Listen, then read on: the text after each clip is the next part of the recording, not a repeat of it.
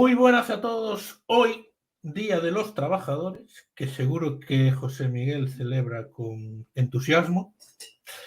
Estamos en un nuevo directo con él, en la nueva sección que hemos creado, cuyo primer invitado fue Vicente del Bosque hace 2 semanas, y que hoy nos acompaña José Miguel Villarroel. Vicente es nuevo supervisor ahí en la Real Federación Española de Fútbol. Sí. Nos acompaña José Miguel en clave personal. Muy buenas tardes, José Miguel. ¿Qué tal, Pablo? Buenas tardes, un placer estar contigo en el Día de los Trabajadores. Bueno, hace tiempo que no lo celebro porque me parece que ahora ya son más charlotadas que verdaderamente la lucha por los derechos de los trabajadores. Entonces ya hace tiempo que lo celebro a mi manera, pero no participo de la charanga oficial. Desde casa. Sí, bueno, aparte como tengo que trabajar, porque hoy tengo teletrabajo, luego tengo que escribir unas cosas y después el partido del PSG Dortmund, así que prácticamente hace ya mucho tiempo que el día del trabajo me toca trabajar. Así que, bueno, pues, el viernes estaremos en la trinchera. Hoy es en clave personal, ya el viernes hablaremos. Pero ayer, ¿qué te pareció el partido? Una pincelada así. Pues me parece que el Madrid dejó escapar a un Bayern bastante malo. Es decir, yo que tú sabes que hago la Bundesliga y que veo todos los partidos del Bayern, fue uno de los peores, sobre todo la primera parte, a partir del minuto 15 o así. Fue uno de los peores Bayern que he visto a lo largo de los últimos meses, porque es verdad que la primera parte de la temporada el Bayern estaba muy flojo, pero luego se espabiló y en los 2 últimos partidos lo estaba jugando mejor, pero volvió otra vez a jugar mal y creo que el Madrid lo dejó escapar. Yo no digo para sentenciar la eliminatoria, ni mucho menos, pero creo que el Madrid podía haber sacado un mejor resultado y me parece que es lo de siempre. Yo estaba en Gol Televisión haciendo el partido y estaba diciendo en directo que si el Madrid hubiera puesto más velocidad, que es lo que le estaba haciendo sufrir al Bayern en Bundesliga, creo que el partido se hubiera ganado. No digo goleaje, no estoy diciendo eso, pero digo que el Madrid hubiera sacado un resultado. Bueno, claro, de entrada dice se pasa a Múnich un 2-2, bueno, vale, pero yo creo que el análisis hay que hacerlo en función del partido, no en función de lo que a priori sería mejor o peor. Y, hombre, el gol del Bayern, el penalti ya es una absurdidad del Capate, pero bueno. Pero el gol del Bayern a mí me parece, yo sintiéndolo mucho, lo dije en directo, lo voy a decir, yo te puedo decir 3-4 porteros de la Bundesliga que se va a dar el palo, lo hubieran parado. Sí, bueno, sí, claro. Lo hablamos el viernes, en profundidad. Que toca el programa del Madrid. Hoy vamos a hablar de un señor que nació en 1966 en Barcelona. Sí. Buscando información sobre tu vida, el primer titular que me encontré fue Asier Villarroya, exmilitar y crítico porno que triunfa con virales comunistas en UITV. Me parece no sé lo más simplista y además inexacto tampoco. Supongo que debe ser alguien que me tiene manía. Bueno, sí, son cosas de la vida de la gente. Bueno, no me molesta. Hace mucho tiempo que las críticas o las demás me traen sin cuidado. Si tengo que estar pendiente de lo que diga todo el mundo, pues me parece bastante simplista, ¿no? A ver, no es que mi vida sea una vida maravillosa y que tengas que destacar 1000 cosas, pero creo que si quieres hablar de mí o quieren hablar de mí, pues hay otras cosas que hablar.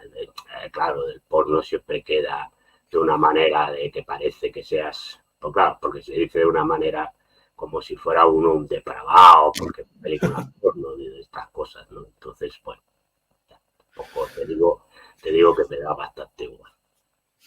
Bueno, pues este señor que lleva ya 25 años en la televisión, nació en Barcelona, en una familia ya muy de izquierdas.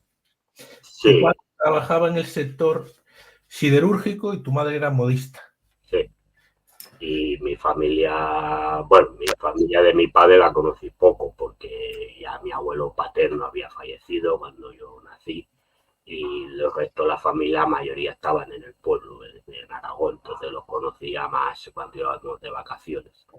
Mi familia materna sí, porque vivía aquí, es decir, mis abuelos maternos sí que los conocí, mi abuelo materno pues trabajaba de carpintero, aunque había trabajado en otras cosas, pero había sido depurado cuando la guerra civil, el franquismo, y mi abuela pues era ama de casa, no trabajaba. Pero sí, todos eran personas de izquierda, no estaban más asociados. Por la parte de mi padre, la mayoría, por ser Aragón y demás, habían estado en la CNT, la mayoría antes de la guerra civil. Y por parte de mi madre, pues la mayoría habían estado en el PSOE, otros en el PC, cuando se había fundado el PC, es decir, gente que no militaba, pero sí que tenía filiación ideológica de izquierda y todos, la mayoría lo pasaron bastante mal durante el franquismo. Fue tu abuelo, según leí, el que más cercano al PSOE, el que te influyó más a la hora de tener la ideología que tienes hoy en día. Sí, porque él era marxista. A ver, hay que decir que el PSOE que mi abuelo militaba no era el PSOE de Felipe González, porque era el PSOE histórico que se llamaba, que era el de Ricardo Llopis, que eran los que estaban en el exilio, y era un PSOE no tan, bueno, lo que luego se ha convertido en el PSOE, ¿no? Sino que era un PSOE más obrerista, más de gente de izquierdas, más de... Bueno, él pasó por el Partido Comunista, porque hay que decir, en Cataluña se unificó el Partido Socialista con el Partido Comunista, formaron el PSUV, por eso el PSUV se llamaba Partido Socialista Unificado de Cataluña. Lo que pasa es que después de la guerra en el exilio, pues se volvieron a separar y él estaba pues, por su trayectoria, digamos, vital, histórica y por familiar, pues se quedó en lo que era la Federación Catalana del PSOE, pero a ver, él fue crítico cuando el Congreso de Suresnes, pues entró Felipe González, Alfonso Guerra y demás al partido, y hay que decir que él falleció en el año 81, es decir, que ni siquiera vio la victoria electoral de Felipe González. Ya no militaba, en esa época ella no militaba porque no estaba de acuerdo con la deriva, digamos, más socialdemócrata, por mucho discurso marxista que había, pero la deriva socialdemócrata que había no cuadraba comulgaba con muchas cosas de la del PSOE, de pactos que se hicieron durante la época de la transición y ya no está.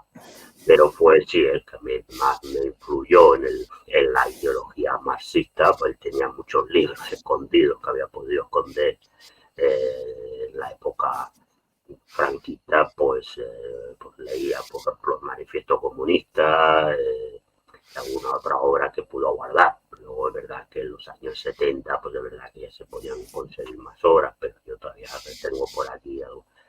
Me quedé con las obras que tenía, son obras muchas de los años 30 que se publicaron en España entonces, y es el que más me influyó en una ideología más marxista. ¿Y a qué edad empiezas a tener ya tus primeras inquietudes políticas?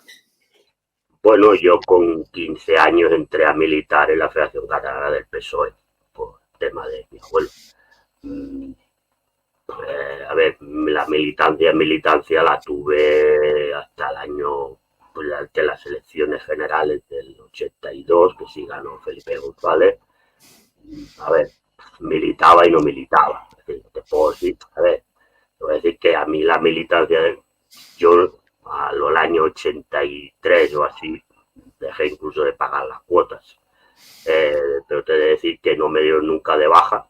Yo he estado como 40 años sin pagar y me han dado de baja no hace mucho. Me enviaron una carta, supongo que por lo que les critico en televisiones y salen en redes sociales, es decir, que he sido militante del PSOE en 1000 años sin pagar la cuota, y, pero no me dieron de nunca de baja.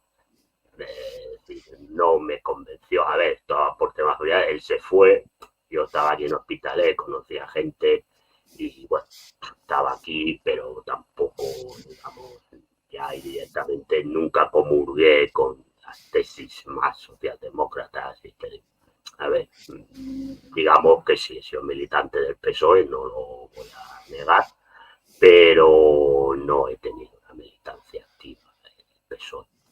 Y conozco gente, bueno, los militantes de base que son buena gente, pero no he tenido en algún momento puntual después de volver, pues a lo mejor me decían, oye, pues tal, he echado una mano en alguna cosa, pero tampoco he tenido una militancia activa en el PSOE. Después de volver de la RDA. RDA, sí. Bueno, conocía mucho, ahora no conozco prácticamente a nadie, más allá de los que salen en la tele, pero los conozco por puedes conocer tú. Sí que en un determinado tiempo pues conocía más gente del partido que tenían cargos públicos u otros que tenían cargos internos del partido, pero ya te digo, no he tenido una actividad excelsa en el PSOE. Pero bueno, no sé por qué me mantuvieron sin pagar la cuota 1000 años y bueno, luego me han echado, sé que me han echado ahora porque enviaron una carta. Pues yo creo que ahora que se hace todo por internet, pues bueno, enviaron una carta, supongo que debe ser un tema estatutario y medio de abajo. Me da bastante igual porque ya no estaba en el único sitio que sigo estando, y te digo que tampoco en estos momentos mi militancia es cero, es en la UGT. La UGT sí que tuve una militancia más activa, pero no ocupando cargos ni de eso, sino porque durante mucho tiempo fui delegado sindical en la empresa. Yo, pues, como mínimo intenté pues, conseguir mejoras para los compañeros y compañeras de la empresa.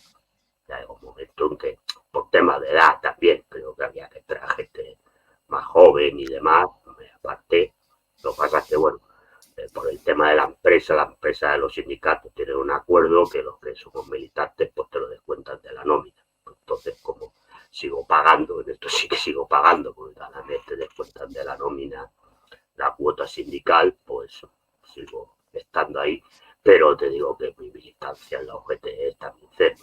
Supongo que, claro, el tema de expulsarme o de la UGT, pues no lo pueden hacer como ha hecho el Partido Socialista por temas de que no pago, porque sí que estoy al corriente de pago, y supongo que tendrían que buscar pues alguna historia de que yo voy critico. Entonces, claro, supongo que les quedaría mal, ¿no? Enviando una carta o algo que yo pudiera sacar por, públicamente de que me echan porque les critico por no defender a la clase trabajadora. Entonces, pues ahí me tienen y está. Pero repito que yo en estos momentos mi militancia política en alguna organización o sindical es cero. A ver, el tema sindicato, bueno, pues si viene algún compañero o compañera de la empresa y a veces me pregunta algo, porque sabe que yo tengo conocimiento de estos temas por los años que he estado, pues evidentemente se lo digo. Y bueno, si necesita un abogado, pues entiendo que los sindicatos pues todavía los tienen. Si estás afiliado, pues no te cobran dinero, pues entonces le digo, mira, ves al sindicato y que lo mire, ¿entiendes? Pero no estoy ya activo en política. En Cataluña eres conocido como el hombre de las 5 carreras. 4 terminadas y una que no terminaste. La primera fue historia, porque tú te vas, a los 20 años, te vas a la RDA a dar una ponencia sobre Federico el Grande, rey prusiano, y es ahí donde te captan para dar clase en la universidad de la RDA, en la RDA. Sí, bueno, yo estudié historia y periodismo al mismo tiempo. Al mismo tiempo. Sí. Y entonces sí me fui a ponencia sobre Federico el Grande, porque en 1986 era el bicentenario del fallecimiento de Federico el Grande, que era un rey prusiano, y evidentemente en la RDA también se estudiaba Federico el Grande, de otra manera que en la RFA, pero bueno, también se estudiaba porque Federico el Grande era parte de la historia de la RDA.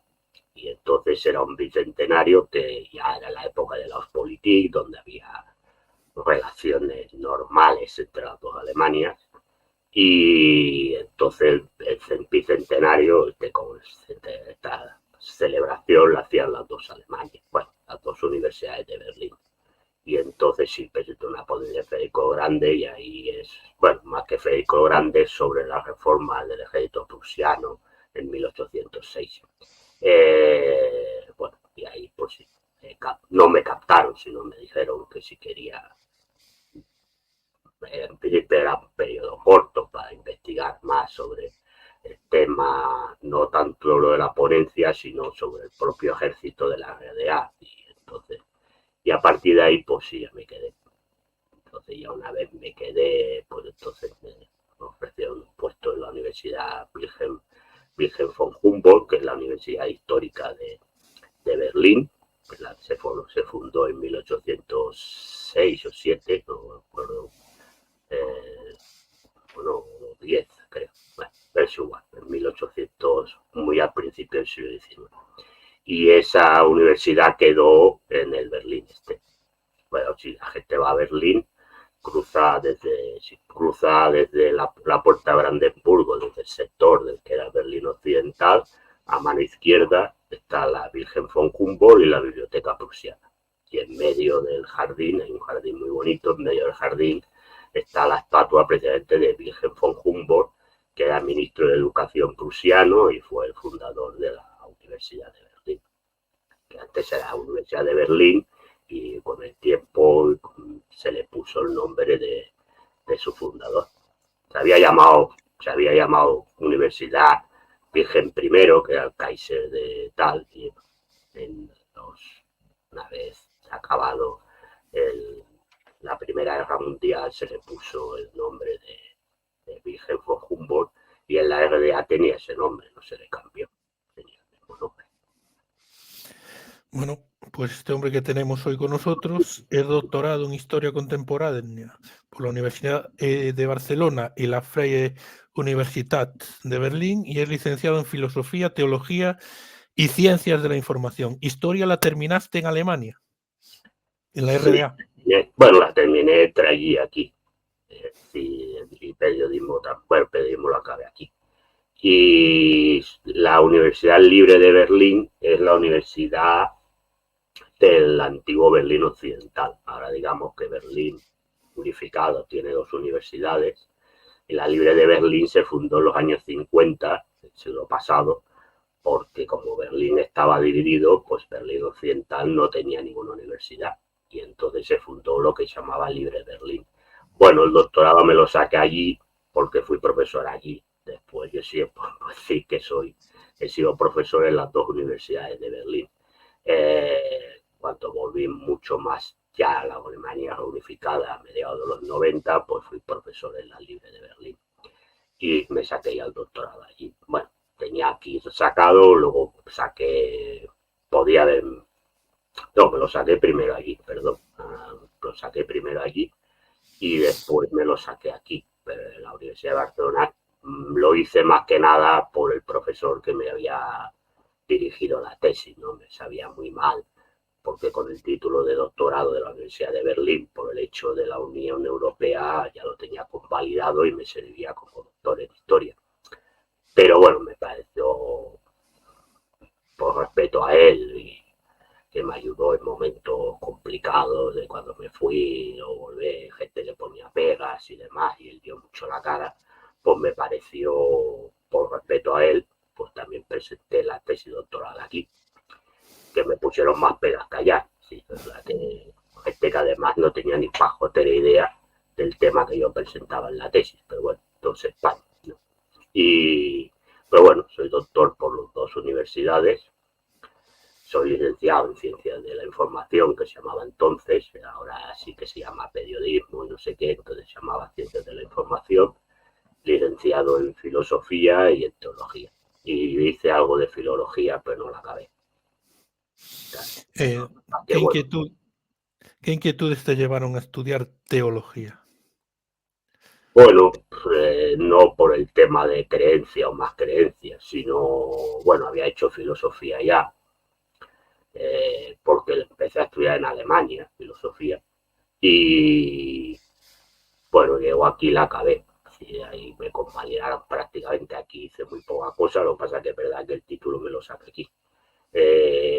Y bueno, teología y filosofía pues tienen cosas en común y cuando estudias filosofía, pues es verdad que hay una parte de la filosofía, sobre todo temporal, cuando estudias filosofía de la Edad Media o incluso filosofía clásica y demás, que bueno, el tema de la religión, el cristianismo y demás, pues está muy presente y entonces, bueno, pues, y había leído alguna cosa de teología, más que nada por el tema cuando lees filosofía medieval y demás, bueno, y me interesó y entonces quise profundizar y bueno, soy una persona extraña, ¿no? Porque a lo mejor podía haber quedado con las lecturas y leer por libros de 4 cosas que me interesaran, pero bueno, me fui a la facultad de teología que está cerca de donde trabajo precisamente, me enseñaron el plan de estudios, me encantó,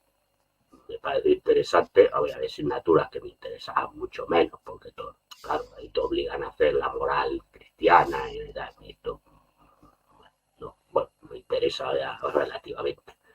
Pero sí es cierto que el tema, por ejemplo, de la teología eh, eh, dogmática de la Biblia, estudio de la Biblia y demás, pues sí me interesó y me hice la carrera. Y bueno, ahí conocí a Carlos Fuentes, que es el presentador del programa al que voy, que entonces ya estaba presentando un programa en una televisión de Sabadell, que es llama Canal Catalá. Y entonces yo he de decir que era el único laico, y los demás todos eran o bien personas seminaristas que estaban estudiando para ser sacerdotes, o bien personas que pertenecían a órdenes religiosas, como en este caso Carlos, que es franciscano, pero que tenían que sacarse lo que se llama el bachillerato eclesiástico para poder ordenarse de sacerdote. Y bueno, pues ahí estuve. Entonces, algunas asignaturas me interesaron más, otras menos. Repito, las de dogmática y de teología fundamental, que es más parecida a filosofía. Y las de Biblia me interesaron mucho. Disfruté con ellas, independientemente de que creas o dejes de creer en lo que dicen, pero es verdad que esos estudios y demás y me interesó. Lo pasé bien estudiando y ahí me la saqué. Tampoco, a ver, podría ser sacerdote, desde ese cabo tengo los títulos, sí, y no tendría que hacer nada. Bueno, tendría que hacer unos cursos de pastoral que te enseñan, porque esto no se enseña, esto se enseña ya directamente a los que van a ser ordenados sacerdotes, no a los que no somos, no te enseñan. Pero más allá de esos cursos, podría ser ordenado sacerdote porque tengo más que el bachillerato eclesiástico, que es lo mínimo que se pide, porque tengo la licenciatura en teología dogmática. Pero bueno, escribía una cosa de historia de la iglesia, porque también era una asignatura de historia de la iglesia y había una revista en la facultad de Barcelona, porque digamos que la facultad de Barcelona de teología tenía, no sé si lo sigue teniendo, porque es verdad que ahí sí que me he desconectado bastante, pero en ese momento tenía un departamento muy importante de historia de la iglesia y tenía una revista, bueno, incluso a nivel internacional, escribía gente importante y ahí sí que escribía alguna cosa de historia de la iglesia, toda iglesia medieval, moderna, pero un poco el momento en que la iglesia tenía más peso que en la época contemporánea. Pero después ya me desvinculé. Digamos que de lo que he estudiado, lo único que de lo que trabajo es de periodista, y te puedo decir que que es lo que la carrera te sirve para ver, ser periodista.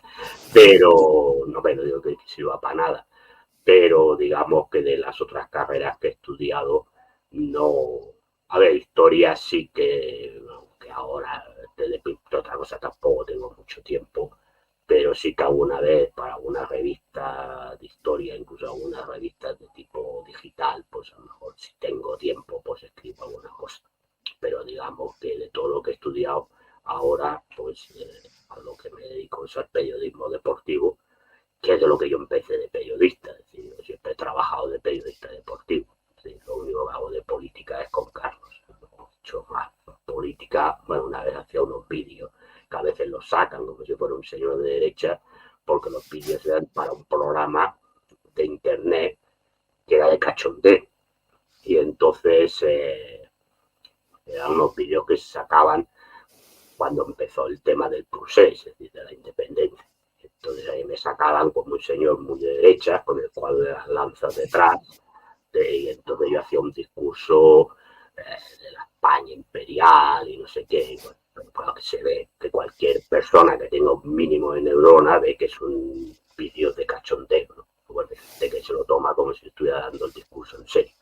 Pero lo único que he hecho, y más allá de eso, digamos que hablar de política es solamente en el programa de Carlos, ¿no? Después, mi vida periodística ha estado siempre en el mundo del deporte. Más que a veces, bueno, durante un tiempo escribí de cine, y entre el cine pues está lo del cine porno. Pero escribía de los dos cines, ¿no? Pero la gente piensa que solo escribía de porno, no, escribía en una revista para cine normal. Bueno, creo que el porno es cine también, pero bueno, para entender a la gente, para que la gente entienda. Cine convencional, porque yo soy cinéfilo, tengo muchísimas películas y me encanta el cine clásico, y bueno, pues luego también por circunstancias de que la revista tenía, bueno, no la revista, que escribía para Playboy, entonces ahí pues ponían cine porno y yo hice muchos años de cine porno. No me arrepiento de nada, ni creo que el cerebro se me haya aguado por ver películas porno. Te escuché con Ciro que tenías más de 20 películas de cine, 20.000. eh, 20, más de 20, más de 20.000, que te gustaba especialmente el cine clásico y 15.000 películas para adultos. Bueno, a ver, el cine clásico, estábamos aquí, bueno, al hecho de escribir y demás, pues nos conocíamos, teníamos un grupo de amigos que por desgracia solo quedo yo, los demás todos han fallecido. Y entonces había un par de amigos que, bueno, vivían solos, eran solteros, bueno, curiosamente todo el grupo éramos solterones, son cosas de la vida. Y estos tenían la posibilidad de tener montado, pues, como muchos aparatos en su época, VHS, después DVDs y demás, y grababan muchas cosas. Yo también grabo, ahora grabo menos, tengo menos tiempo de casa de grabar cosas, pero grabábamos en su momento muchas películas de las cadenas digitales, demás, y había uno de ellos que tenía el Canal Plus francés y grababa muchas películas francesas. Eh, y el tema es que, aparte de lo que yo grababa, y lo grabábamos porque nos íbamos pasando, cuando uno grababa una cosa, le pasaba a estas personas que tenían más tiempo para grabar, pues nos íbamos grabando y teniendo más películas, más aquello a lo mejor que comprabas y demás, porque yo en un tiempo que también viajaba por el fútbol, iba pues a Francia, iba a Londres, iba a Berlín, no sé qué, y empezaba, bueno, no todo el rato estás con el fútbol, sino que tienes ratos pues, de ocio, digamos, de libres, y entonces pues siempre iba pues a buscar a lo mejor pues, películas y libros que me interesan, libros de historia. Entonces, bueno, pues estas películas, ¿qué ha pasado? Pues que la gente cuando ha ido, ya te repito, este grupo, pues gente que ha ido falleciendo, pues la familia, las películas, pues les interesaban tres pimientos, sobre todo las películas originales. Y pues he ido heredando también de muchas de estos compañeros, amigos, pues, no, de compañeros, no, amigos, que fueron falleciendo, y entonces pues he ido recogiendo entre lo que tenía yo y lo que he ido recogiendo, digamos, en herencia, digamos, cinéfila, pues sí he llegado a más de 20.000 películas. Es decir, y de las otras, pues ¿qué pasaba? Que como escribía de cine porno, las distribuidoras te enviaban las películas en DVD para que hicieras la crítica. Entonces, pues las que me interesaban me las he quedado, las que no me interesaban las devolvía a la distribuidora, y entonces pues también las tengo. Entonces ahí están. Y volviendo a la teología, ¿cuál es tu visión sobre la existencia de Dios y qué papel crees que tiene que jugar la Iglesia Católica en la sociedad? Bueno, yo que el tema de si existe Dios o no existe Dios, tampoco le hago un planteamiento, porque ¿sabes qué pasa? Yo digo en este caso, como decía San Francisco de Asís, preocúpate de las cosas que tienen solución, de las que no tienen, no te preocupes. A ver, ni los que creen pueden demostrar la existencia de Dios, ni los que no creen tampoco pueden demostrar que Dios no existe. Entonces, estos son discusiones bizantinas, cada cual porque tenga la creencia que quiera.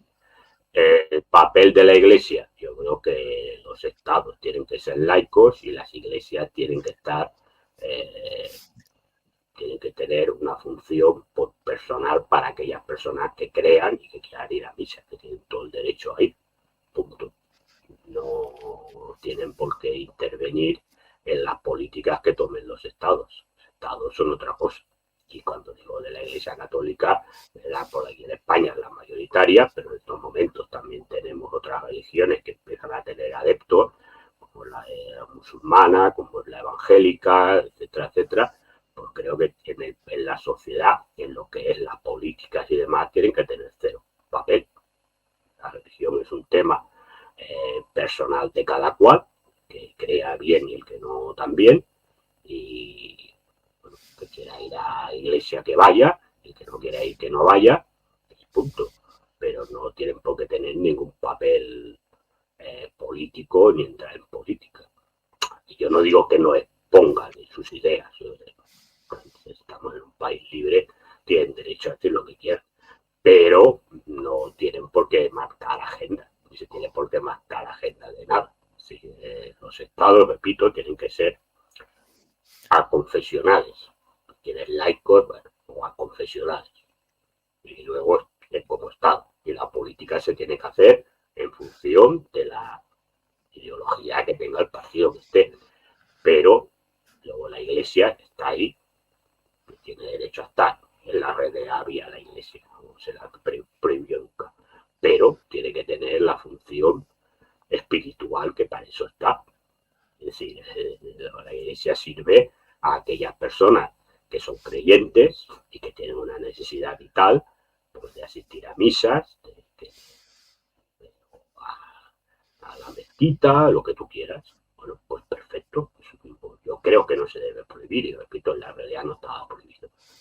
Pero ese es su ámbito, no tiene por qué tener influencia para nada en las decisiones políticas, sociales que se tomen. Bueno, y a partir de ese momento de acabar las carreras, te has centrado en tu trabajo actual, que es de periodista deportivo. Y nunca lo dejé. Es decir, yo entré a trabajar de periodista deportivo a los 16 años.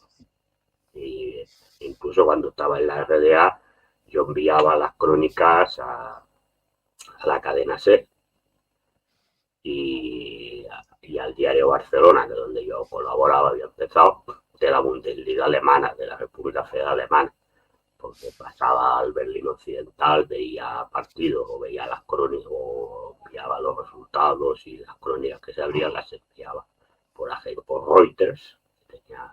La agencia F tenía un acuerdo con Reuters, que era la agencia de noticias alemana, y entonces enviaba a través de F, enviaba por fax. En aquella época no había internet, pero yo no he dejado nunca de trabajar de periodista deportivo. Incluso cuando he estado en Alemania, incluso en algún medio colaboré.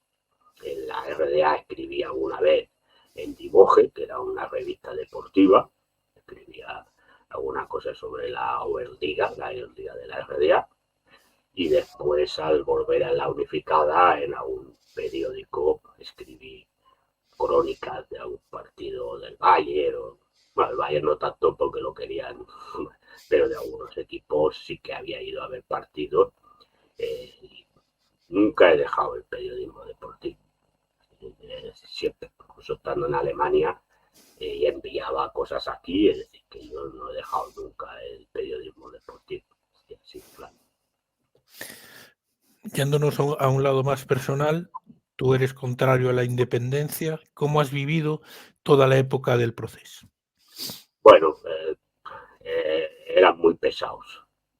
A ver, lo que hay que decir es que a pesar de la pamplina que soltaban y la pesadez, estaba muy claro que eso era una charlotada y que no iba a ningún lado. Ya vimos que proclamó Puigdemont la independencia, a los 10 segundos la desproclamó. Sí, esto ya es el ejemplo de la charlotada máxima. Lo que pasa es que es verdad que eran muy pesados, era muy agobiante. La sociedad se rompió, eso sí hay que decirlo, y no, y en algunos momentos pues había problemas porque, claro, yo me significaba en medios de comunicación y es verdad que algunas veces pues he tenido insultos por la calle, incluso amenazas. Pero tenía muy claro que eso no iba a ningún lado. Yo a veces me habían preguntado desde Madrid y tal, oh, es que estáis, y decía, no, no os preocupéis que esto no va a ningún sitio. El problema es que ellos hicieron una huida adelante y claro, la bola se iba haciendo más grande y el problema era echarse para atrás. Entonces llegó un momento cuando ellos se quisieron echar para atrás, que el problema es, claro, hoy en día con las redes sociales, si no hubiera habido las redes sociales, ellos se hubieran echado para atrás y se acabó la película. Pero claro, las redes sociales empezaron a llamarle putiflés, que aquí en Cataluña es traidor, pero además muy duro. Y claro, se acojonaron. Y entonces fue cuando tiraron para adelante proclamando la patochada esta de la independencia. Y ahora, pues, a ver, el problema está en que, primero, que no se tragan entre ellos. Y el tema es que quién es el que encabeza todo esto. Y entonces, pues, más allá de las proclamas, pues también todo sigue lo mismo. Y a ver, el problema también es que haya mucha gente cansada, también por parte de ellos, del independentismo, y en este momento la gente tiene problemas más gordos que la independencia de Cataluña. Entonces, sí es verdad que vuelven a ser un poco pelmazos, pero menos pelmazos que hace unos años atrás. Pero vaya, yo tampoco le pondría decir, a ver, pueden tocar las narices a nivel político en Madrid, porque según vaya la feria, el gobierno de Madrid necesita los 7 votos de Junts, pero más allá de eso tampoco hay aquí mucho del tema. Bueno, vamos a ver también cómo terminan las elecciones del día 12, pero tampoco hay mucho en el tema. Creo que se saca más desde el resto de España por intereses políticos también eso, de la situación que hay en Cataluña que realmente hay. Sí, en estos momentos no hay. No, esto no es el 2017, no estamos en esa situación. Y más allá de proclamas, pues también son proclamas electorales, porque hay que convencer al pueblo para que te vote, pero más allá de eso no hay mucha película. Tú has escrito 2 libros, uno sobre el fútbol alemán en la República Federal, en la República Democrática Alemana. Considerabas que había una diferencia entre el fútbol de la República Federal y el de la República Democrática, que era un fútbol más amateur frente al más industrializado de la República Federal. Bueno, era totalmente distinto, entre otras cosas porque eran dos modelos de sociedad diferentes. Es decir, en la República Federal era un modelo capitalista y la RDA era un modelo comunista. Lo que hay que decir es que, por ejemplo, los jugadores de fútbol no eran jugadores profesionales y trabajaban, es decir, los clubes de fútbol eran parte de las empresas que gestionaban el club de fútbol. por eso tenían estos nombres por delante, ¿no? Es decir, Chemie Leipzig, Motor Halle, porque era el nombre en genérico a lo que se dedicaba la empresa matriz del club de fútbol. Hay que decir que los jugadores de fútbol eran trabajadores de esa empresa. Lo que pasa es que tenían una serie de horas para dedicarle al fútbol. Hay un cambio en los años 60, yo cuando llegué ya estaba establecido, que se crearon unos 12 clubs, creo que ya eran 12, hablo de memoria y me se falla. Eran 12 clubs que se llamaban los clubs de desarrollo, que eran clubs que estos sí, aun dependiendo de las empresas matrices, sí que tenían una estructura deportiva, deportiva más parecida a lo que eran los clubs de la Europa occidental. Entonces sí que ahí había una dirección deportiva, los jugadores, aun siendo trabajadores de la empresa en que estaban, sí que estaban más horas dedicándole al fútbol que a su puesto de trabajo, pero también iban al puesto de trabajo, pero sí es verdad que tenían más horas, se establecieron más academias de fútbol para que la gente joven salieran más jugadores más preparados, sobre todo de cara a que estos clubes pudieran competir con garantías en las competiciones europeas y sobre todo luego la selección tuviera más peso y pudiera tener un peso para poder al menos tener un papel digno, no digo para ganar, pero al menos un papel más digno en las Eurocopas o mundiales, que entre ellos, pues ahora, para que la gente no sepa, el Unión Berlín, que es un equipo conocido, que no jugó contra el Madrid esta fase de grupos de esta Champions, era un club de desarrollo que pertenecía al sindicato del metal. Y digamos que los jugadores evidentemente no eran profesionales. No se permitían jugadores extranjeros, los clubes alemanes, y no había traspasos, y los jugadores eran una especie de jugadores cedidos, o sea, no recuerdo, tenían otro nombre, pero bueno, para que la gente más o menos me entienda, era como si estuvieran cedidos de un equipo a otro. Y evidentemente los veían más diferentes. Y en eso, en la afición no, la gente iba mucho al fútbol, era un deporte que en la RDA la gente seguía muchísimo. Había esta revista, se llamaba Divoje, que era una revista semanal que salía los lunes y los viernes y analizaba pues la jornada de liga y aparte cuando había competición europea de los equipos de la RDA que jugaban la competición europea, y había tertulias de radio y de televisión, había programas de televisión que daban los resúmenes de los partidos y había tertulias donde se discutía de fútbol, es decir, que en las calles, pues los bares, pues como en todos los sitios la gente hablaba de la jornada de liga. La tele daba varios partidos durante el fin de semana, se daban partidos en la televisión de la Oberliga. Y claro, es verdad que del fútbol en la República Federal Alemana, pues a nivel de español, pues se han publicado muchas cosas, sobre todo incluso de equipos importantes o de jugadores importantes, pero es cierto que de la RDA no se había escrito nada, ¿no? Incluso no se había traducido nada, más allá del desarrollo del Dinamo Berlín, que si era el equipo de las TAS y de estas cosas. Y bueno, me propusieron escribir, la editorial me propuso escribir un libro sobre el fútbol en las dos Alemanias. Y entonces, pues, dije que sí, y por más que nada, fundamentalmente, por la parte de la República. Es cierto que a lo mejor los inicios del fútbol en Alemania bueno, eran menos conocidos, pero realmente lo que no era conocido era el fútbol en la RDA, que era el gran desconocido. Bueno, para la gente que es de fútbol, sé que le ha interesado porque le he abierto a conocer a jugadores desconocidos y cómo funcionaba el fútbol y demás en la RDA. Y en la época de la República Federal Alemana, pues es verdad que era más conocido. Lo que pasa es que yo inicié el libro con un capítulo primero que era el origen del fútbol alemán hasta la final de la Segunda Guerra Mundial. Y ahí, pues, gente que me ha dicho, oye, ha sacado cosas que no sabíamos, ¿no? Por ejemplo, que había una liga de fútbol comunista en la época de la República de Weimar, con equipos y demás y muchos seguidores.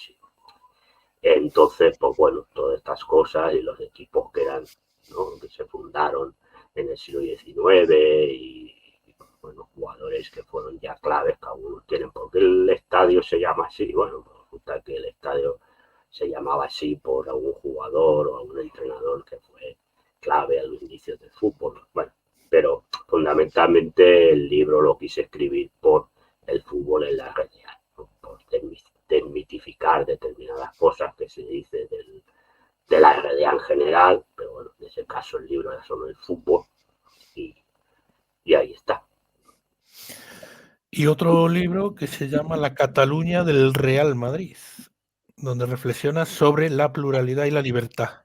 Bueno, este es un libro a caballo entre el fútbol y la política. Este es una editorial que sacó un amigo mío, que en principio tenía que ser de muchos libros y al final se quedaron en 2. Pues claro, evidentemente no tuvieron ningún tipo de ayuda para que la editorial tirara adelante, que era sacar libros sobre esa Cataluña que no aparece nunca a nivel oficial, ¿no?, que como gente que no existiera, como algo que no existiera. Y entonces, pues, uno de los libros era sobre el Real Madrid en Cataluña, o la gente del Real Madrid en Cataluña. Y entonces, pues yo creí que el título pues era La Cataluña del Real Madrid, que también existe. Y entonces es un libro, sobre todo, que hablo de la gente que somos del Madrid en Cataluña y cómo, pues, durante mucho tiempo, pues, y ahora incluso, pues, en algunos sitios de Cataluña se pasa mal siendo de Real Madrid. Y entonces, bueno, pues era, a ver, está entre caballos, entre fútbol y política. Pues de fútbol, en el fútbol, lo que es fútbol se habla poco, porque es evidente que es un libro dedicado fundamentalmente a la gente que es del Madrid en Cataluña y sobre las vivencias de la gente, de cómo viven las peñas del Madrid en Cataluña, cómo nos tratan los medios de comunicación catalanes. Es decir, este es un poco el libro, lo que se quería decir. El subtítulo era Crónica de una resistencia, porque entiendo que aquí, por el hecho de estar en el sitio, en la casa del Barça, porque hay que decirlo así, estamos en casa del Barcelona, porque Barcelona es el equipo principal de Cataluña.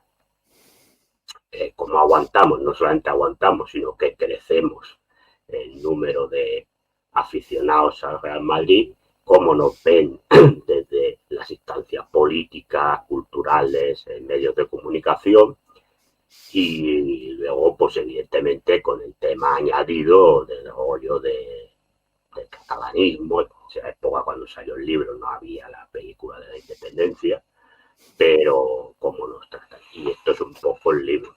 Bueno, digamos que como tocaba, era fronterizo, pues tampoco a gente del Madrid le hizo mucha gracia. Hablando del Madrid, siempre te dicen, ¿cómo un marxista puede ser madridista? Eso ya lo has contestado muchas veces, pero sí en la figura de Florentino, la doble vertiente. La vertiente empresario y, sobre todo, la opinión que tienes de Florentino como presidente del Real Madrid.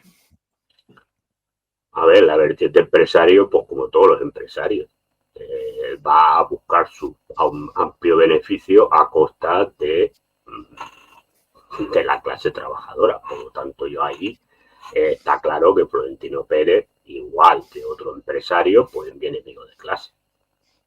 Esto lo tengo más claro que el agua.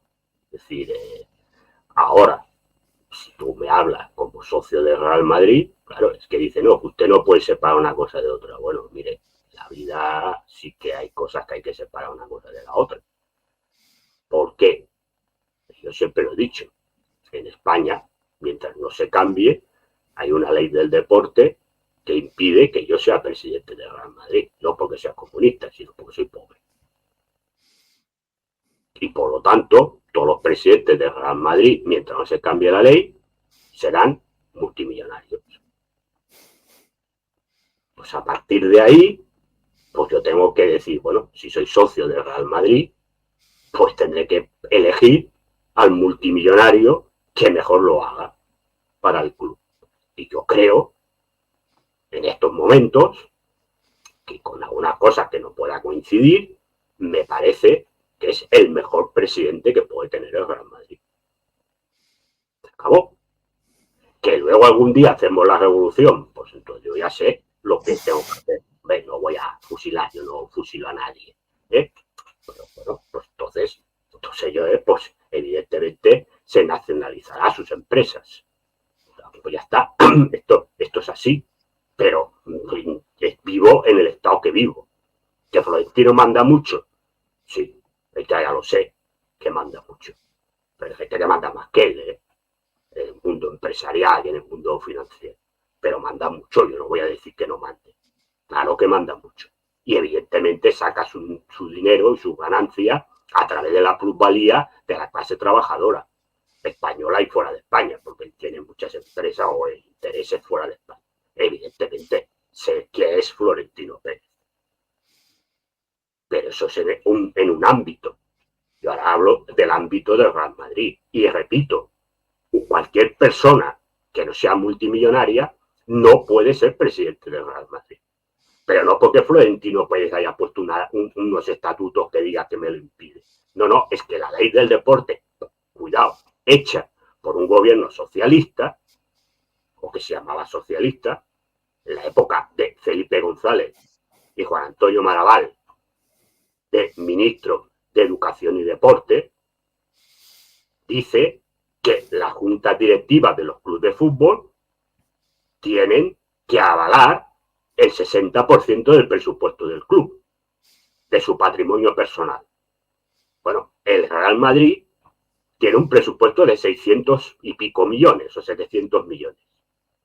¿Vale? Entonces, que me diga alguien, de los que tanto hablan, me diga alguien quién que no sea multimillonario puede ser presidente del Real Madrid. De los que tanto hablan, que me lo expliquen con esta ley, que me lo expliquen. Pues por lo tanto, como yo ya tengo asumido que el presidente del Real Madrid, mientras no se cambie esta ley, será un multimillonario o una multimillonaria, lo que tendré que hacer como socio es mirar a aquel o aquella que mejor lo haga para el club. Y en estos momentos yo entiendo, porque hace años, entiendo que el mejor presidente que puede tener el Real Madrid en estos momentos es Florentino Pérez, con cosas que pueda estar en desacuerdo con él o con su junta. Y se acabó la película. Y si la gente no entiende eso, pues será el problema de la gente, no es el mío. No es el mío. Porque ya estoy un poco cansado de esta pregunta, de estas tonterías, y no lo digo por ti en tu caso, de estas preguntas y de estos comentarios. Porque la gente lo que tendrá que hacer, antes de hacer los comentarios, es informarse de cómo va la vida. Y soy del Madrid porque me da la gana de ser del Madrid. Porque lo soy de pequeño, porque antes de tener ideología política, he tenido ideología deportiva. Y era del Madrid. Y no por familia, porque mi familia, la mayoría son del Barça.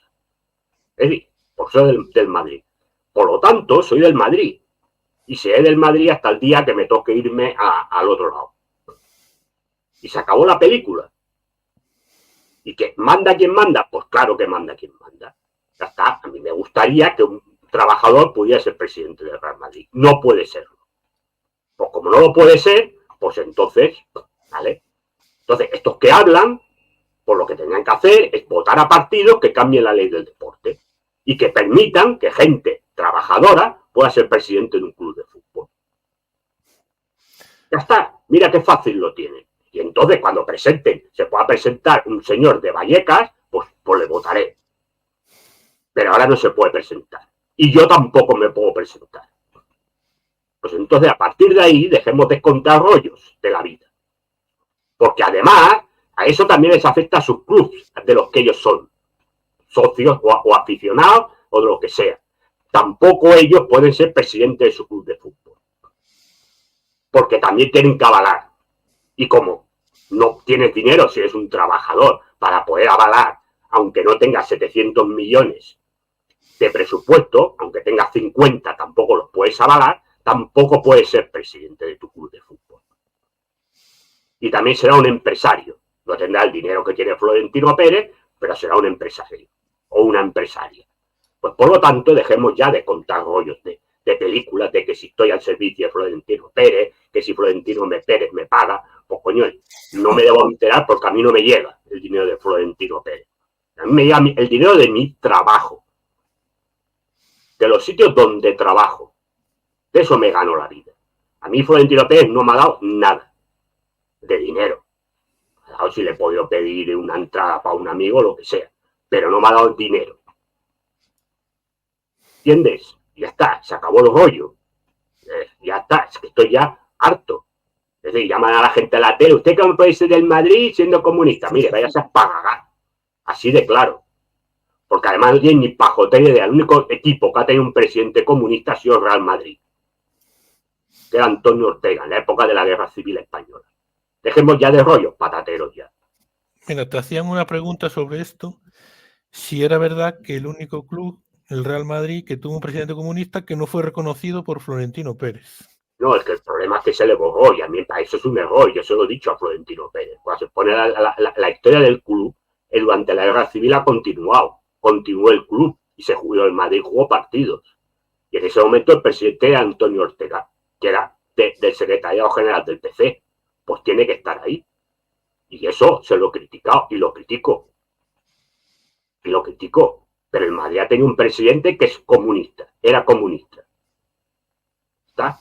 Punto. Le guste a quien no le guste. ¿Crees que Florentino, ahora hablando solo en clave deportiva, ha igualado a Bernabéu como el mejor presidente de la historia del Real Madrid o lo ha superado incluso? Bueno, superar no lo sé, yo creo que habrá que esperar que termine Florentino Pérez su etapa y entonces pues analizarla. Hombre, yo creo que Florentino Pérez, independientemente de lo que pase cuando se retire, no sé cuándo se va a retirar, yo creo que Florentino Pérez es el presidente después de Santiago Bernabéu que ha sido clave en el Real Madrid. Es decir, hay que recordar cuando Florentino Pérez llega a la presidencia del Real Madrid, el club está en ruina. El club está en ruina. Es decir, lo que ahora es el Barcelona era el Real Madrid.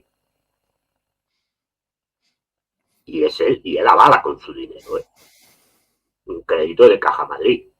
Pero el crédito se da porque él avala con su dinero. Esto hay que decirlo. Y ha hecho que el Madrid crezca. Si el Madrid ahora, que ha ganado tantas Champions y no sé qué, no se puede entender sin la política que ha hecho, y especialmente en su segunda etapa, cuando él se dejó ya del tema tanto galácticos y lo demás, y ahí está invirtiendo, y además tiene claro ahora cómo se puede luchar contra los clubes estados. No lo digo por la Superliga, lo digo por el tema de invertir, de comprar chavales jóvenes, de ir a jugadores que están a punto de acabar contrato y convencerles por la gloria, como dice Valdano, que el Madrid no paga en dinero, sino que paga en gloria del Madrid, para que vengan y jugadores que pierden dinero, pues no van a ser pobres, pero es verdad que pierden dinero por venir a jugar al Real Madrid. Entonces, yo creo que sí que es un presidente que es clave, va a ser clave en la historia del Real Madrid. Florentino Pérez va a ocupar un lugar importantísimo de la historia del Real Madrid. Que supera a Santiago Bernabéu. Bueno, vamos a ver, el título lo ha superado, pero vamos a ver cuando termine su etapa, hacer un análisis sereno, tranquilo de lo que ha hecho, pero repito, en estos momentos, a ver, el Real Madrid actual, el actual, no se puede entender sin la figura de Florentino Pérez. Le guste a los que no sean de Florentino y a los que no sean de Florentino. Pero a ver, las cosas no se pueden obviar porque a ti no te guste un personaje. Sí, la historia del Real Madrid en estos momentos y el nivel que ha alcanzado el Real Madrid en estos momentos, deportivamente y económicamente hablando, no se entiende sin la figura de Florentino Pérez. Y Florentino Pérez pasará a la historia del Real Madrid. Si el mejor presidente o el segundo mejor presidente, esto ya se verá. Pero que va a pasar a la etapa, no, ya está en la historia del Real Madrid. Pero que va a pasar y va a estar y que no se puede entender la historia del Real Madrid sin Florentino Pérez. Eso le gustará a quien le guste y a quien no le guste, pues también. te dicen aquí, me dicen a mí que te pregunte por la RDA. Hay un vídeo grabado hace poco más de un mes en este canal con José Miguel, exclusivamente sobre la caída del muro de Berlín y la RDA, pero que le hables un poco de la RDA, de tu experiencia allí. Bueno, pues la experiencia fue una experiencia, bueno, voy a decir excelsa, porque excelso en la vida no hay nada. Como decía San Anselmo en el Proslogión, solo Dios es especial, ¿no? Bueno, a ver, yo en la RDA lo que descubrí es la construcción física de lo que yo tenía en mi ideología.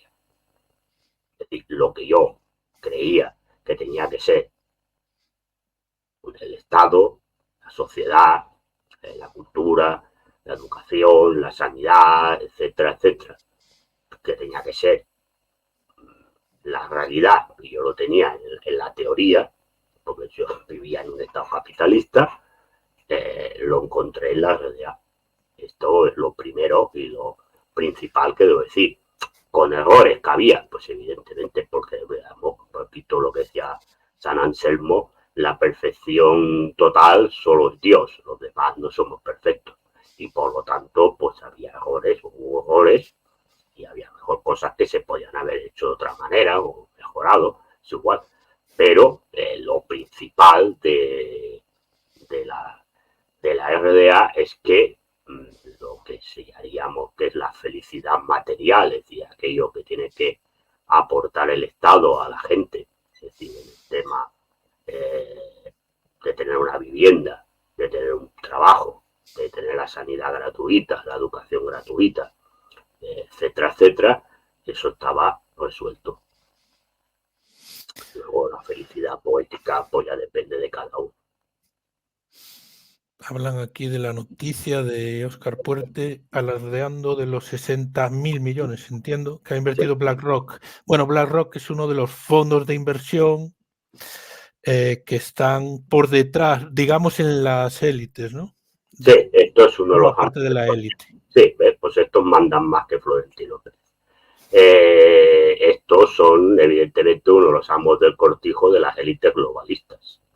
Y claro, es muy triste que un ministro de un gobierno que se llame de izquierda presuma que esta gente invierta en España, porque esta gente no viene a España para crear riqueza.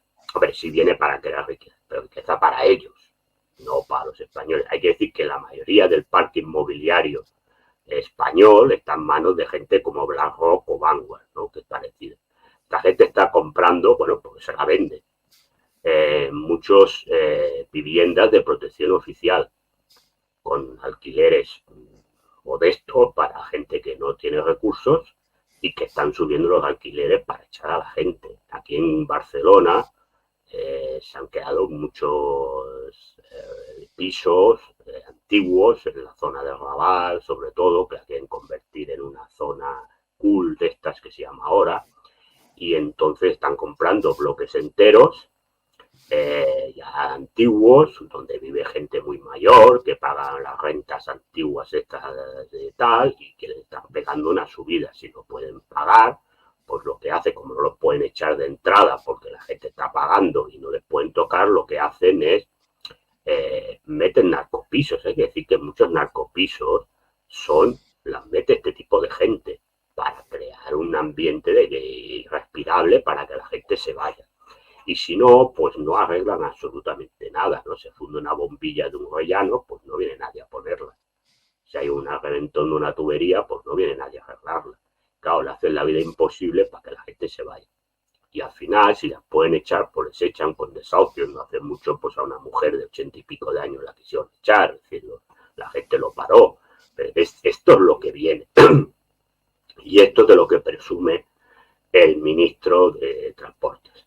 Hombre, como mínimo hay que reconocerle que como mínimo no se esconde como los otros y da la cara, que es un gerente de los amos del cortijo.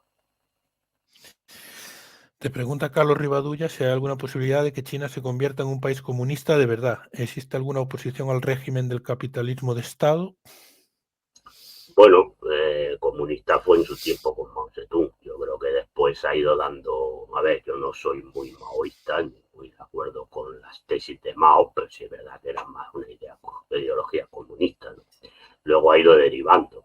Yo sencillamente no soy de los que plantea, como algunos camaradas comunistas de que China lo es, por el hecho de que tenga la bandera roja y cante la internacional, porque yo entiendo que un país que tiene mil millonarios, es decir, el otro día salía Forbes, la lista de Forbes, y decía que China era el segundo país detrás de la India, que le había quitado el puesto a la India. Es decir, en China hay más millonarios que en Estados Unidos.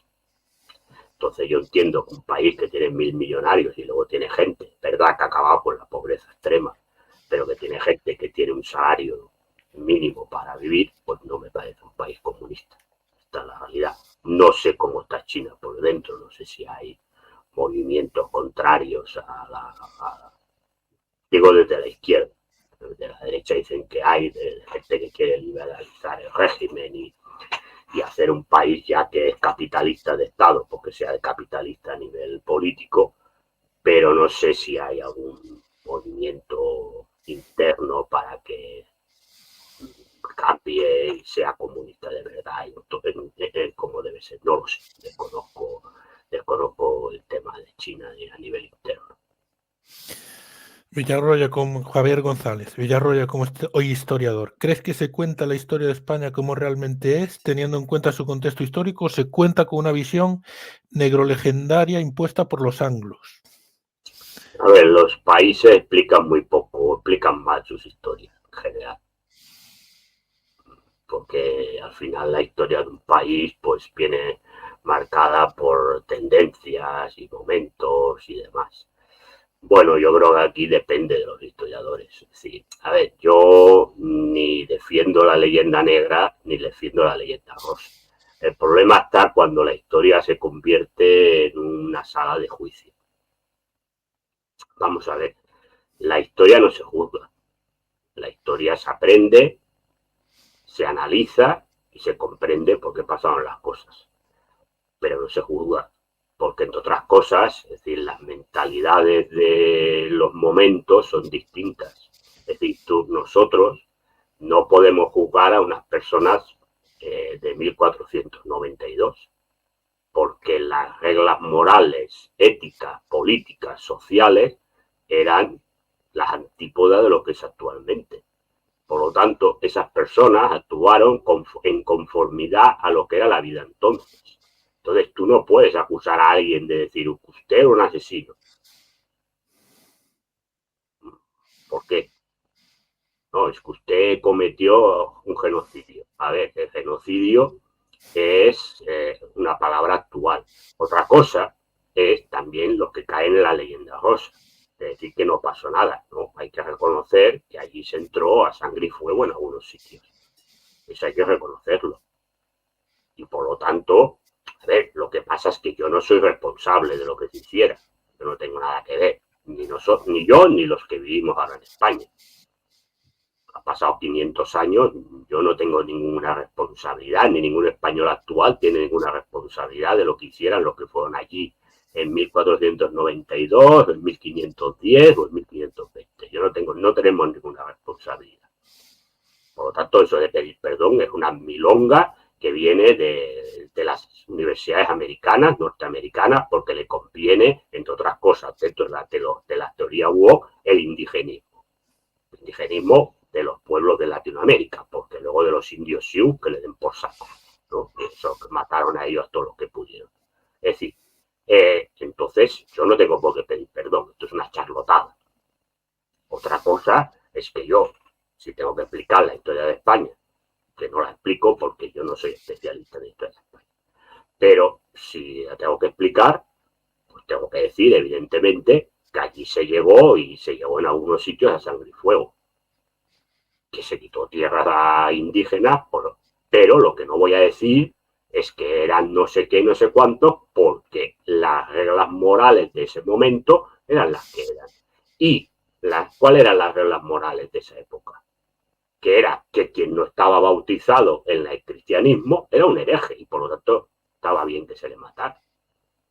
Porque lo decía la Iglesia Católica, que era la que mandaba entonces, porque hay que decir que las iglesias protestantes llegan más tarde. Es decir, pero que luego mantienen lo mismo, en eso no se diferencian de la Iglesia Católica. Y por lo tanto, matar a un hereje te daban una parcela del cielo. Esto es así. Le gustará a la Iglesia Católica o a las protestantes o no, pero es así. Y por lo tanto, la persona que iba allí se encontraba con un indígena o iba a un país musulmán y mataba a un musulmán, pues estaba haciendo lo correcto. Porque también los musulmanes, también en sus oraciones, en su teología, consideraban que matar a un gentil, que es una persona que no fuera musulmana, también te daba una parcela en el cielo. Bueno, pues esto era la mentalidad de ese momento. Y era lo que se llamaría ahora lo políticamente correcto.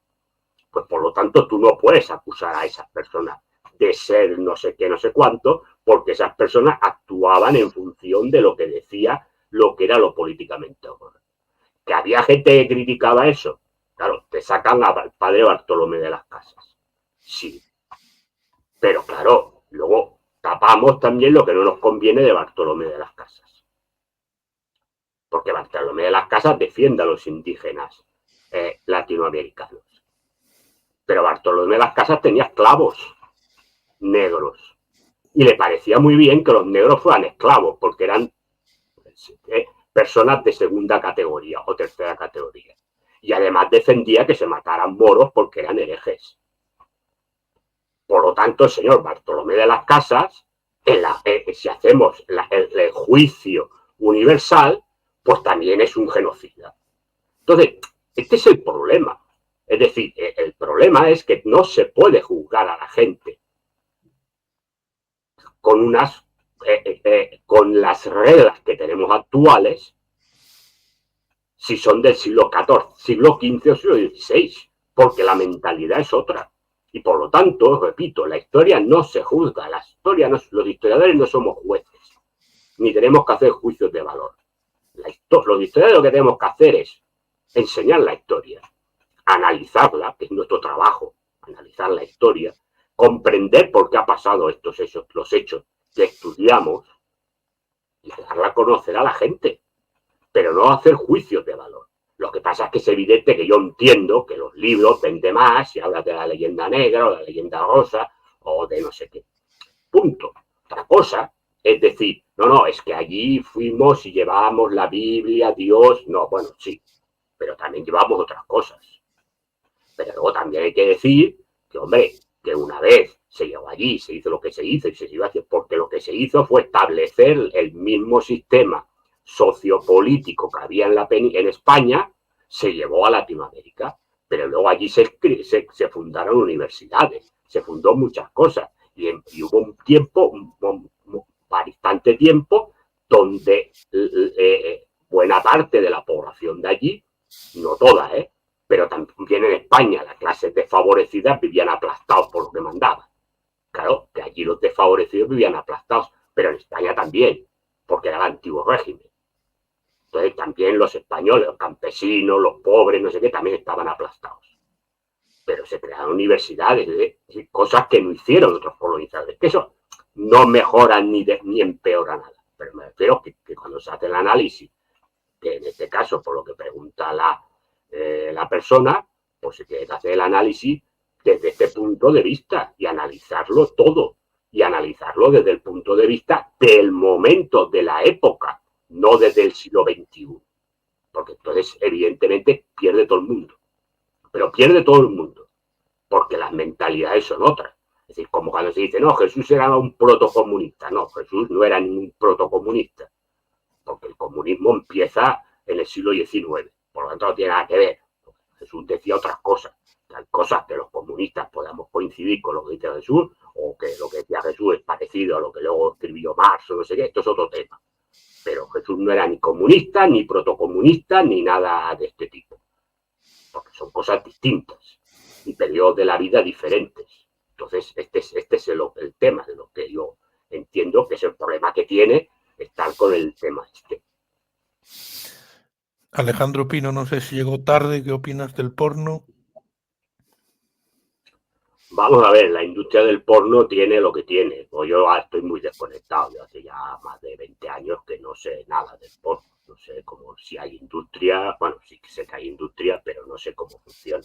Vamos a ver, la industria del porno pues tenía sus pros y sus contras. Yo no he tenido nunca mucho contacto con la industria del porno. A mí me enviaban las películas y punto. No he conocido gente, actores, actrices, algún director, porque tenía que entrevistarlos para la revista, pero yo no he tenido ningún contacto con la industria, porque eso no quiere decir que no haya conocido casos de abusos que he denunciado, que se produjeron en la industria. En su momento los he denunciado, aquí en España. Pero también decir que muchas veces las propias personas integrantes de la industria lo denunciaban. Está. Si yo no entro ni salgo, yo entiendo que no es la maravilla del mundo trabajar en el porno, pero es que estamos en el mundo en el que estamos. Si yo lo que hacía era escribir del porno, punto. Ni he obligado a nadie a hacerlo, ni he obligado a nadie a nada. Lo digo porque cuando yo dije eso, parecieron todas estas feministas radicales, que no sé qué, y todos los palmeros del feminismo radical. Yo no he obligado a nadie a hacer nada. Yo escribía de las películas, punto. Se acabó, era mi trabajo. Y estaba tan explotado como estaba el resto. Me pagaban lo que me pagaban. No sé si mucho o poco. Ya está. No he tenido nada que ver con lo que pasara ni dejara de pasar en la industria del porno. Y repito, si he tenido constancia de algún abuso, lo he denunciado. Punto. Es decir, lo demás, sí, porque la gente hacía porno dejaba de hacer. He conocido casos de gente que me ha dicho que ha ido por necesidades de la vida, como otra gente me decía que le encantaba este mundo. Si me mentían, en un caso o en otro, no lo sé. Porque yo tampoco, la gente te pide una cosa, te puede dejar decir lo que quiera. Pero yo no entro. No voy a decir que toda la gente que estaba allí estaba porque le encantaba tener sexo y que le diera a la gente. Es verdad que la gran mayoría iban allí porque se ganaba dinero. Es decir, que hubo tiempo que se ganaba dinero trabajando. Corto periodo de tiempo, digo aquí en España, porque en otros países hay gente que, actores y actrices, ganaban mucho. Pero aquí, entonces, sé que la gran mayoría, eso sí, porque la gente te lo decía, iban porque era un dinero y no tenían otro tipo de trabajo. Yo esto no lo voy a poner, no lo he puesto nunca en cuestión. Otros, la minoría, te decían que si era verdad, que era porque les gustaba o no, yo ahí ya no lo sé. Si me mienten, yo no puedo saber si la gente me está mintiendo o no. Punto. Esta es la realidad. Yo tengo muy claro lo que es la vida. No me va a venir nadie a enseñarme lo que es la vida. Lo que he dicho, lo que dije, te vuelvo a decir aquí, es que esta comedia de que el porno solo la miraban los hombres, pues mire, fíjense a donde pican los pollos. Porque yo te puedo decir que las mujeres también miraban los pornos. No sé si lo siguen mirando o no. Yo te estoy hablando porque no, te digo, yo estoy muy apartado del mundo del porno actualmente. Pero en la época que yo estaba, te puedo asegurar que había muchas mujeres que veían porno. Muchas. ¿No? Entonces, lo que yo digo es que no me vengan con la comedia de que el porno solamente lo vemos los hombres porque somos unos depravados de la vida de que vemos porno. Por lo tanto, y te puedo decir, y ahí seguramente mucha gente me va a dar la razón.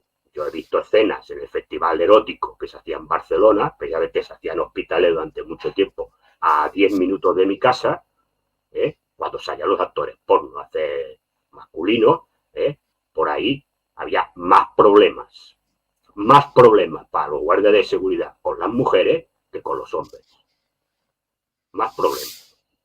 Y eso no lo digo yo porque soy un machista acabado, no. Eso invito, si gente de aquella época, los años 90 o principios de los 2000, que se hacía el festival erótico y han ido, que me digan si estoy mintiendo o no.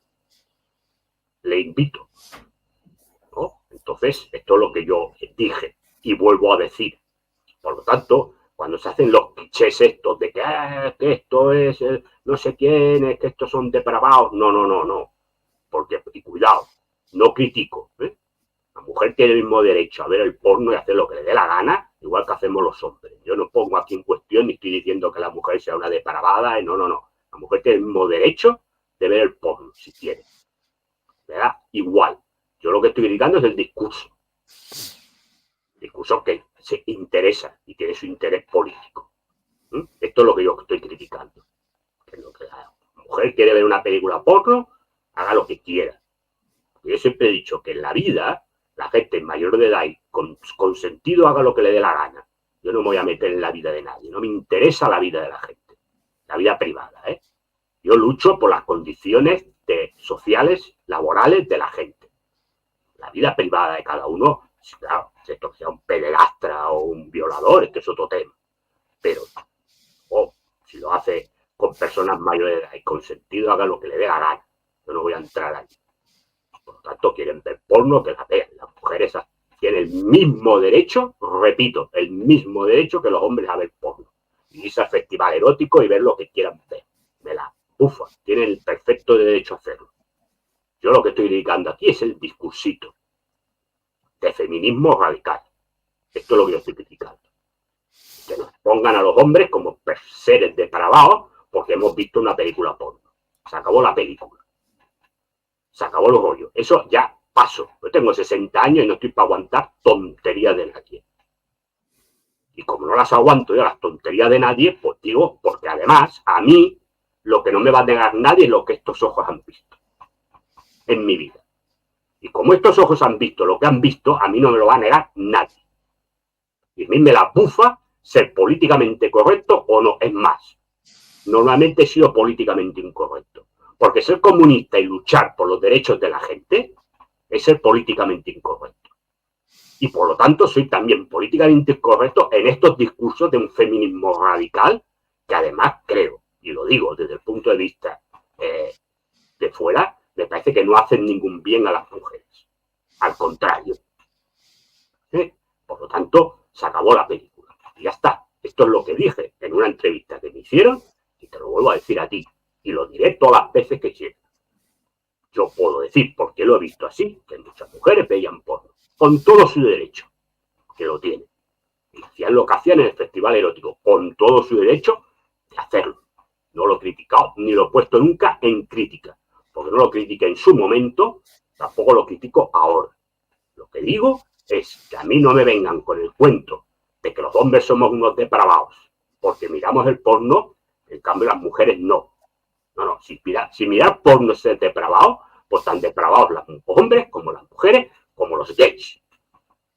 Así de claro. Y si no, pues nadie es depravado. Punto.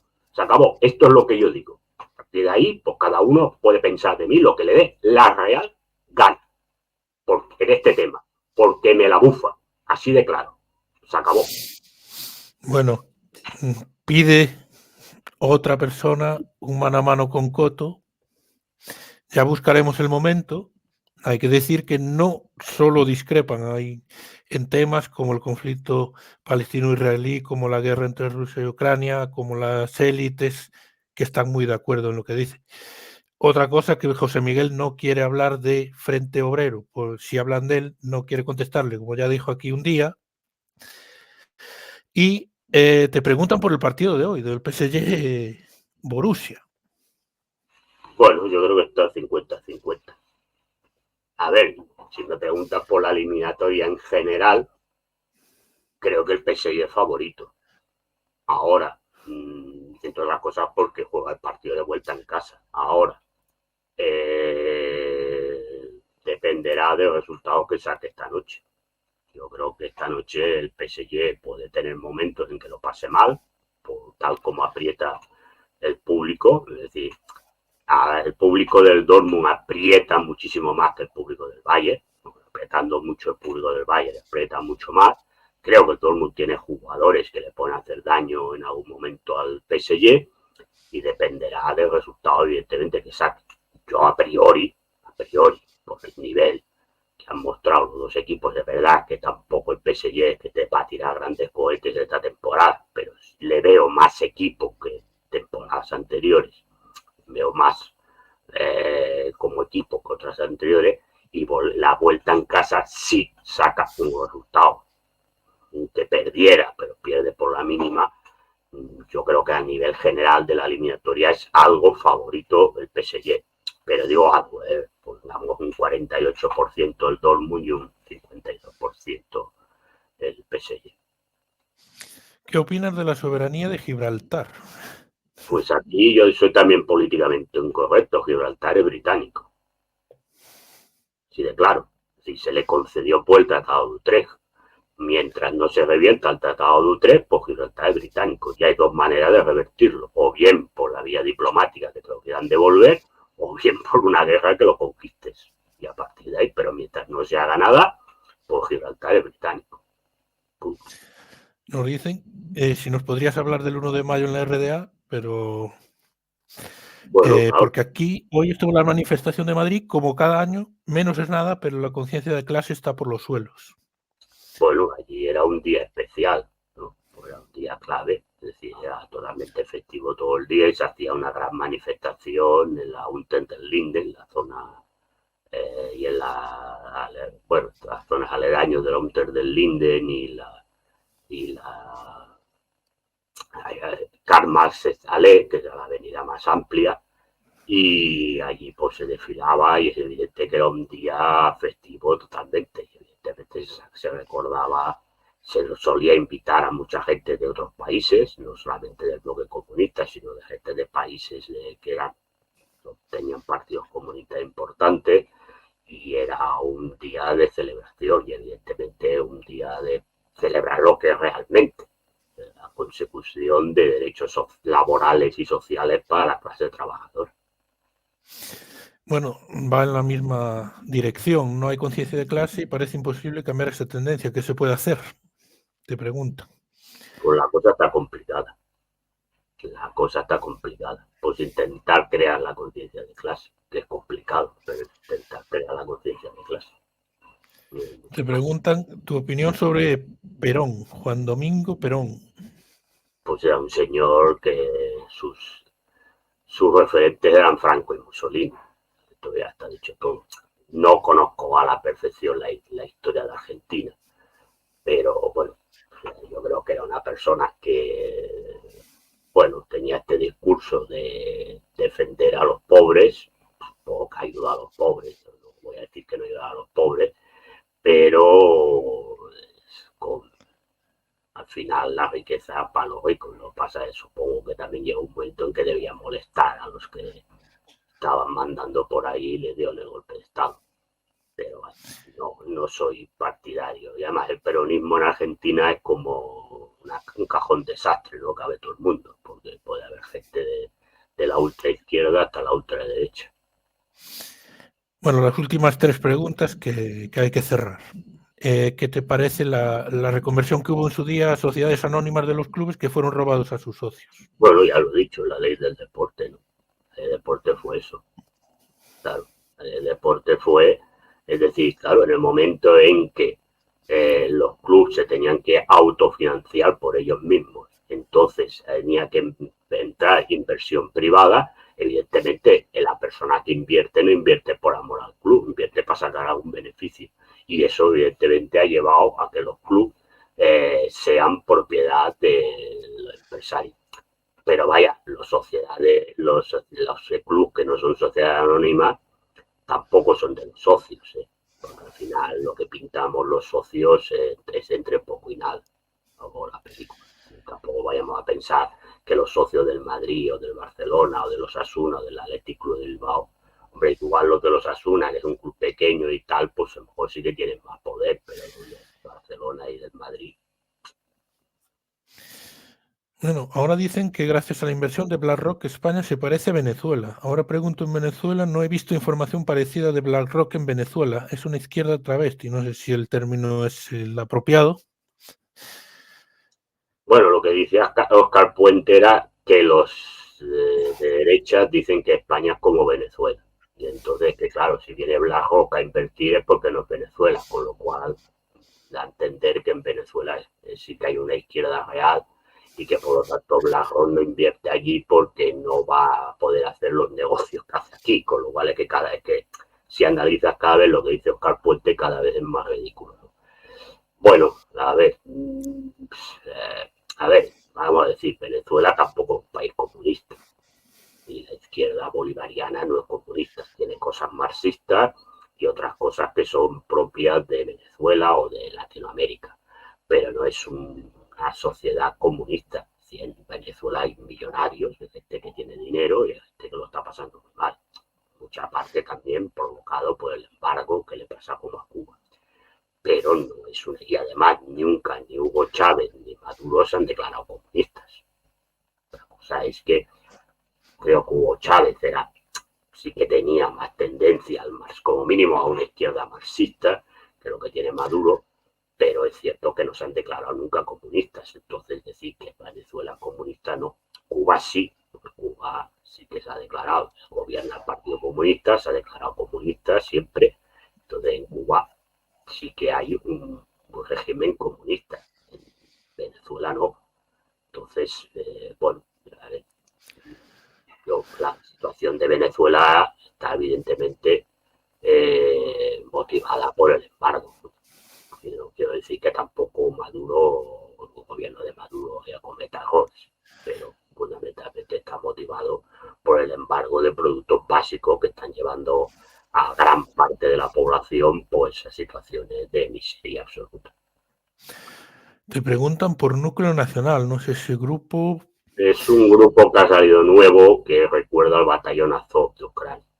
Bueno, ya te diciendo del batallón Azov de Ucrania por lo que son. Mucho más. No he seguido mucho más. Vi por un compañero que los puso en Twitter lo que decían, pero yo no sigo nada, pero entiendo que por las vestimentas y que consideraban que su reflejo era el batallón Azov de Ucrania, que son la gente que eran unos nazis, pues supongo que deben serlo, ¿no? No es porque yo se lo llame, es que si tú te pones al lado de alguien que es un nazi, que es tu referente, pues supongo que lo debe ser. Bueno, había otra pregunta sobre si consideras que Cintor es un periodista lacayo o no. ¿Tienes muy buena relación con él? Te acaba de entrevistar hace muy poco. No creo. No considero ningún lacayo. Yo creo que es un periodista, precisamente lo han echado de varios sitios por no ser lacayo. Otra cosa es que cosas que comparto con él y otras que no. Pero bueno, pero ahí está la riqueza. Pero a una persona que la han echado de varias cadenas de televisión por como mínimo intentar defender cosas que nos van en la corriente que defiende todo el mundo y por intentar llevar a los programas de televisión a gente de diversa ideología y a gente incluso que en algunas cadenas no la llevan, no me parece que sea un lacayo de nada. Otras cosas que él no es comunista, él tiene que cosas que yo defiendo, pues él no defiende, y yo entiendo que, bueno, una ideología de izquierda, pero más una izquierda reformista, de reformas a nivel democráticas y de profundización democrática, que yo creo que eso no sirve para nada y es una ventana pasada, pero no le considero en absoluto. Si yo considerara un lacayo del régimen, primero no creo que me hubiera entrevistado él ya de entrada. Y después entiendo que, a ver, el tono de las entrevistas que me hace serían muy distintas si fuera una persona que está al servicio del régimen, ¿no? Y de defender las cosas del régimen. Entonces, pues entiendo que no lo considero un lacayo, repito. Las pruebas están en que lo han echado de 3 cadenas de televisión. Entonces, si te echan, no que tú te vas, si te echan, pues entonces no es que defiendas mucho al régimen ni los que mandan de verdad estén muy contentos contigo. Eso está claro. Bueno, pues después de hacer un repaso a tu trayectoria personal, como siempre las preguntas tienen un poco que ver normalmente con la temática que tratamos. Pues un abrazo, José Miguel. Nos vemos el viernes sabes en que doble sesión. La gente aprovecha para... Sí. Tiene ganas de preguntar cosas, pues aprovecha que puede preguntar aquí, que les dejamos preguntar y entonces pregunta su interés. Bueno, pues el viernes profundizaremos en el Real Madrid y ya luego supongo que no sé si vas a preguntar por el que me iba pero no me he ido. Pues Habrá que hablar de eso porque es la actualidad y de otros temas. Un fuerte abrazo. Un fuerte abrazo y que termines de pasar un feliz día del trabajador a ti y a todos los Igualmente. que nos han estado Un abrazo viendo. a todos. Y suscríbanse. Suscríbanse. Abrazo. Un abrazo. Hasta luego. Un abrazo. Chao. Chao, Pablo.